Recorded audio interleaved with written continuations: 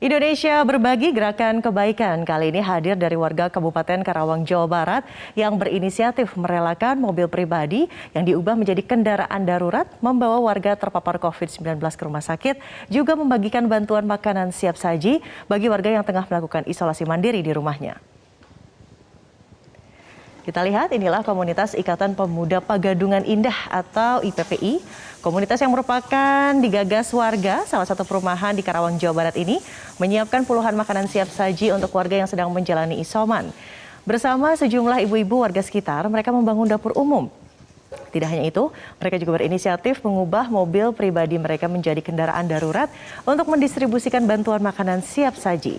Satu persatu rumah warga yang tengah melakukan isolasi mandiri mereka datangi sesuai data yang berasal dari petugas kesehatan setempat.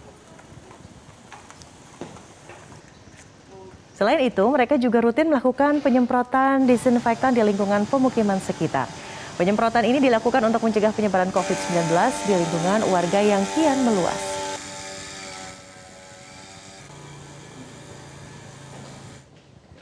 Langkah lain yang dilakukan para pemuda di desa ini yakni memaksimalkan mobil pribadi mereka untuk membawa warga isoman yang kondisinya memburuk dan membutuhkan tindakan medis di rumah sakit.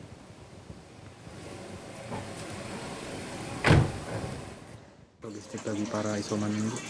Motivasi kami untuk membantu warga yang kena isoman dan untuk memudahkan mereka untuk mendapatkan tambahan asupan. Ini sudah berapa lama Bu untuk menyiapkan?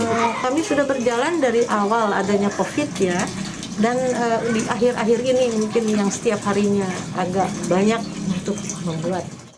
Dan kita cari lebih tahu aksi sosial yang semoga bisa menginspirasi warga lain di kota lainnya. Pemirsa setia Newsline seperti Anda. Sudah bergabung bersama kami melalui sambungan virtual Dona Hikmah Zahra Kasih, Ketua Komunitas IPPI sekaligus relawan. Selamat siang Mas Dona, apa kabar? Selamat siang Mbak Widya, kabar baik Pak. Kabar baik, Alhamdulillah. Saya tanya dulu nih, Pak Dona ini penyintas COVID-19?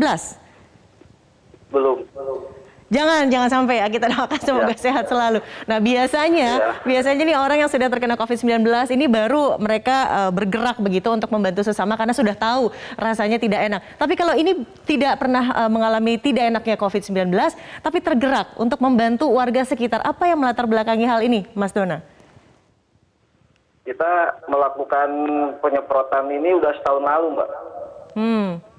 Dari pertama ada wabah COVID-19, kita melakukan penyemprotan dari tahun lalu ke rumah-rumah warga dan ke lingkungan PASU maupun ke yang lainnya juga. Jadi semenjak pertama kali dinyatakan pandemi begitu ya di Indonesia sudah melakukan aksi ini. Oke, total sekarang ada berapa relawan di IPPI Pak Dona? Relawan sekarang mungkin kalau digabung sama warga dan ibu-ibu pengajian itu ada 20-25 orang.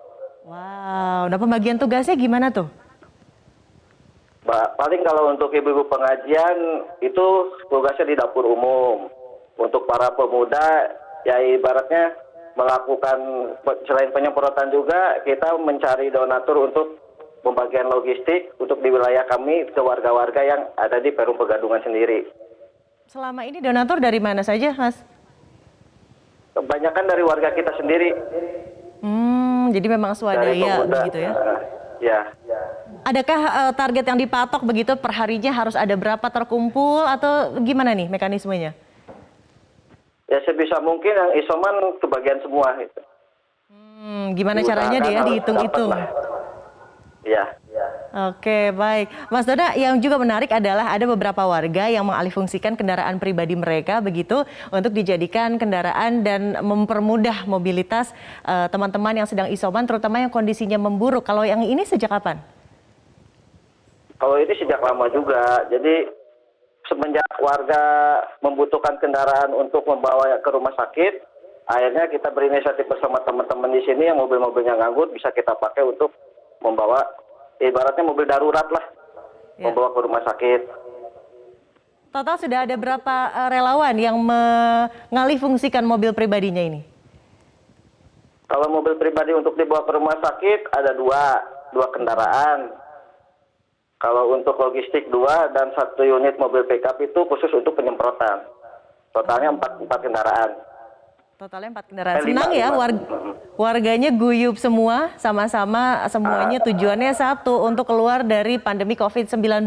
Tapi di awal-awal nih, Mas Dona, adakah warga yang resisten atau yang takut berlebihan ketika mengetahui tetangganya positif, lalu reaksinya tidak seperti yang kita harapkan begitu? Di awal-awal seperti itu tidak? Ada banyak juga, Mbak.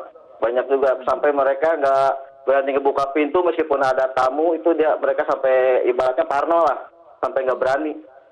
Nah, terus untuk menghilangkan keparnoannya waktu itu komunikasinya gimana, Mas Dona? Ya kita terus bersosialisasi, kita terus ibaratnya mengasih arahan supaya orang yang terkena COVID itu bukan aib, karena itu memang wabah di seluruh dunia mungkin kan. Jadi semuanya biar bisa kasih support, kasih motivasi untuk yang terkena COVID sendiri. Baik, ini kalau kita lihat ya di tayangan di layar kaca, ada tulisan dapur umum begitu, itu seperti markas. Nah, dapur umum ini setiap minggunya berganti atau gimana nih, Mas Dona? Kalau awalnya ininya per gang, biasanya per blok. Dan sekarang ini karena kemarin terakhir udah lumayan cukup ada yang banyak, jadi udah keteter, akhirnya dapur umum terakhir itu kita cuman makanan tambahan.